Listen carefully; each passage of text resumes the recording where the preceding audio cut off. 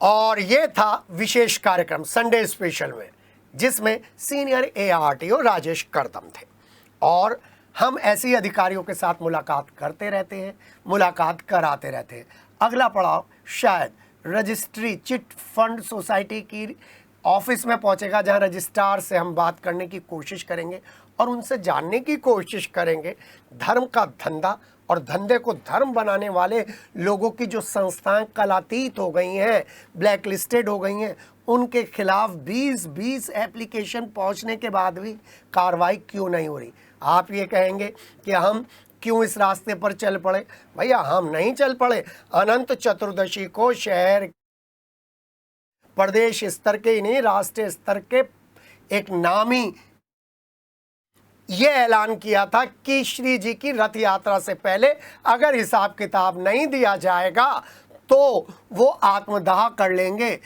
उसके बाद जैन समाज के प्रबुद्ध लोग सामने आए और उन्होंने हिसाब किताब के लिए प्रयास शुरू कर दिए। कौन सा मंदिर है? सदर का मंदिर है। सदर का बहुत पुराना मंदिर है और जब भी मैं निकलता हूँ उस मंदिर के सामने से श्रद्धा से अपने आप सिर झुक जाता है और मैं महावीर स्वामी की जय बोलता हुआ बहुत सालों से, जब पंजाब लाइन्स का स्टूडेंट था, वहाँ से निकल जाता हूँ।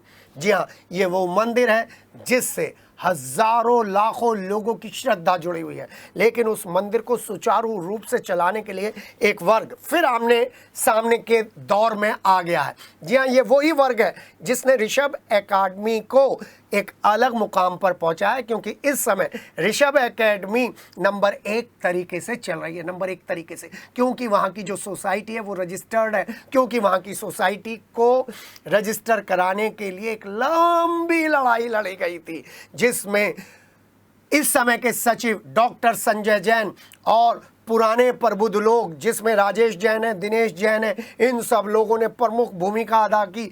अजय जैन ने प्रमुख भूमिका अदा की और जो वहाँ के पूर्व सभासद हैं अनिल जैन, उन्होंने भी अप्रोक्ष रूप से मदद की। और अब यही सब लोग फिर आ रहे हैं। इसी मंदिर की जो सोसाइटी 2008 से कलातीत हो गई है, उसको रेगुलर कराने के लिए, क्योंकि कोई छोटा मोटा मामला नहीं है, कई किलो सोने का और चांदी का मामला है। और इस बार अनंत चतुर्दशी पर पूरे जैन समाज में उस वक्त हलचल मच गई जब अनंत चतुर्दशी के कार्यक्रम में कुछ लोगों ने मुखर विरोध करते हुए हिसाब मांगा। मैं जानता हूं जैन समाज के जितने भी मंदिर हैं उन सब में ट्रांसपेरेंसी के साथ दान दाताओं के बारे में बताया जाता है, और यही एक ऐसी कम्युनिटी है जिसमें क्षमा पर्व भी है और जिसमें हर छोटे बड़े खर्चे का हिसाब किताब दिया जाता है। और ये समाज फराक दिल से दान में आगे आता है। मैं खुद जानता हूँ ऋषभ एकेडमी में बहुत सारे ऐसे जैन समाज से इतर लोगों को रोजगार दिया जा रहा है और बच्चों को पढ़ाया जा रहा है जिनकी आर्थिक हालत बहुत अच्छी नहीं है। ऐसे में जो इस समय ऋषभ जैन एकेडमी की जो समिति है उसके सचिव डॉक्टर संजय जैन, अजय जैन और कहीं कहीं कवि, जी हाँ, सौरभ सुमन भी धीरे धीरे स्टेप उठाकर अब दिगंबर जैन समिति के लिए काम कर रहे हैं। पहले आप ये वीडियो देख लीजिए जिसमें हिसाब मांगा गया था। 5 लोगों की कार्यकारिणी बनाई गई थी और ये वादा किया गया था कि हिसाब बहुत जल्द दिया जाएगा। 2 साल का हिसाब किताब दिया है, वो स्वागत योग्य है। अब बाकी का क्या कार्यक्रम होगा इसके बारे में अभी बात करेंगे, पहले ये वीडियो देख लीजिए। जो कल मुख्य विवाद था वो आपने उसको उठाया था और जो आरोप लगाए गए थे मंदिर में यहाँ पर कि भाई मृदुल जैन के पास पिछले इतने लंबे समय का जो हिसाब किताब है वो मिलेगा या नहीं मिलेगा, वो मामा जी जवाब। देखो जी, कल मृदुल जैन जी से मेरी रात बात हुई है। जो कल मंदिर में पैसा इकट्ठा हुआ था चंदेगा रसूजों द्वारा, वो शाम को रात को मेरे पास ले आए और हमें दे दिया उन्होंने। गाड़ी, हाँ, पंचों का गाड़ी, हमारे 5 का गाड़ी देने के बाद वो ये बोले कि बाकी हिसाब मेरे पास तैयार है, मैं आपको कल या परसों में दे दूंगा। लिहाजा उनसे हमें कोई शिकायत नहीं है। क्यों?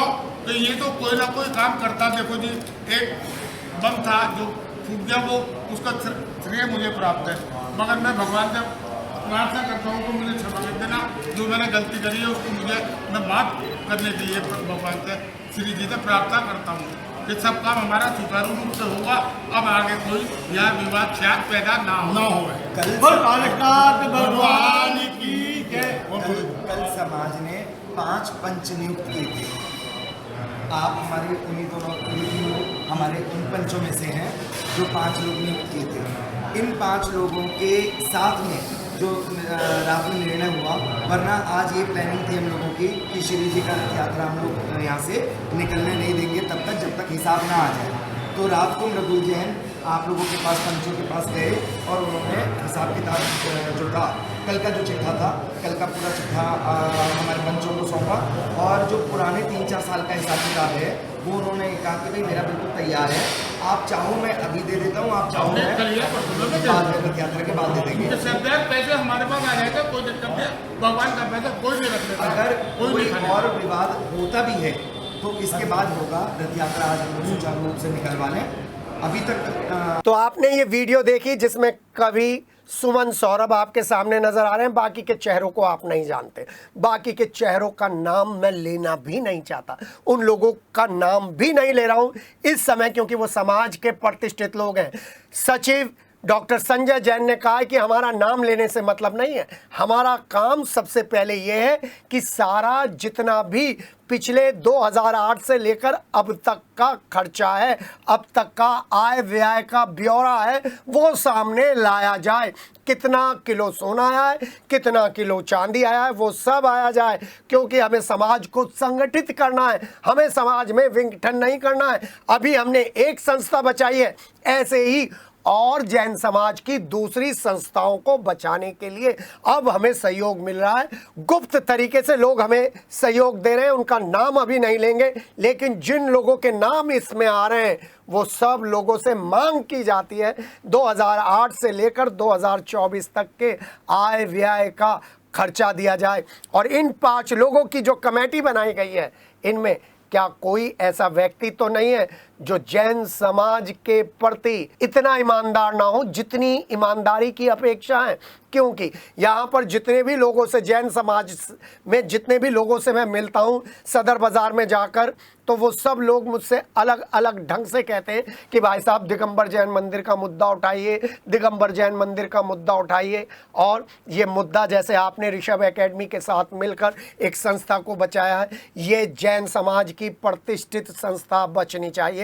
तो इसीलिए हमने इस मामले में किसी का नाम ना लेते हुए सिर्फ रिक्वेस्ट की है कि अपनी सोसाइटी को रजिस्टर्ड करिए, बहुत जल्द पिछले साल का जो खर्चा है वो पटल पर डालिए और समाज, जो आपका समाज पूरे समाज को एक बड़ी राह देता है दान की, पुण्य की, क्षमा की, उस परंपरा को आगे बढ़ाइए।